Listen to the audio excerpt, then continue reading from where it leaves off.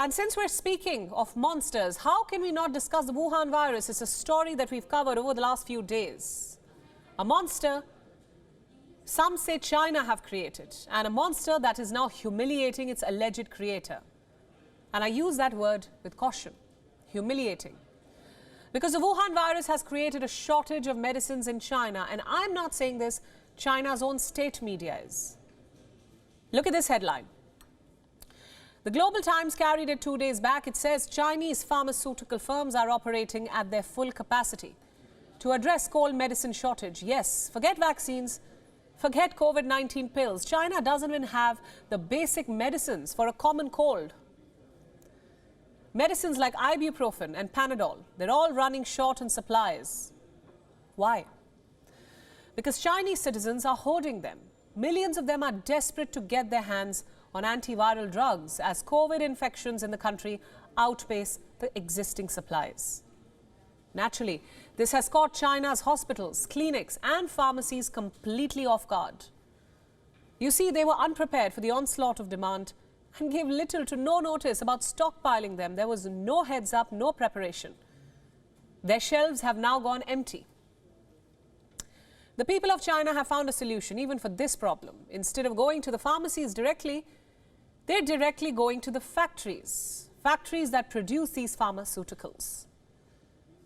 Take a look at this video on your screens now. It tells the complete story. It's from Zhuhai.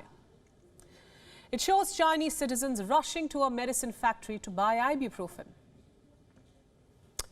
Soon enough, even these factories might disappoint them. Here's why. Chinese authorities have taken over medical supplies production too. Yes, China has requisitioned all medical supplies production. In other words, it has issued an official order laying claim to the use of medicines. Take a look.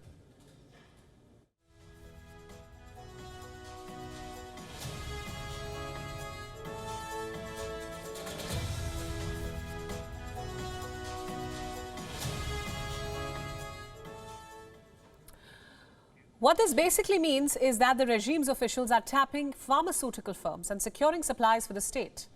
In a nutshell, if a Chinese citizen wants more medicines, he or she will have to ask the state for them, at least in some parts of the country. Here's what the report further says. More than 11 of 42 test kit makers in China have had their products seized by the state. The state has also seized parts of their production. This includes Wiz Biotech, a rapid antigen test maker. It says all its kits have been requisitioned by the local government in Beijing. Authorities have sent additional staff to 6 manufacturers of antigen tests to help them increase production. Now, this is humiliating to say the least. A mighty regime like China, which aspires to be a global leader, which is trying to seize territories in the South China Sea, which is flexing its muscles in the Asia Pacific, which wants to take control of this century, is struggling with basic medicines back at home. This is the scale of the shortage.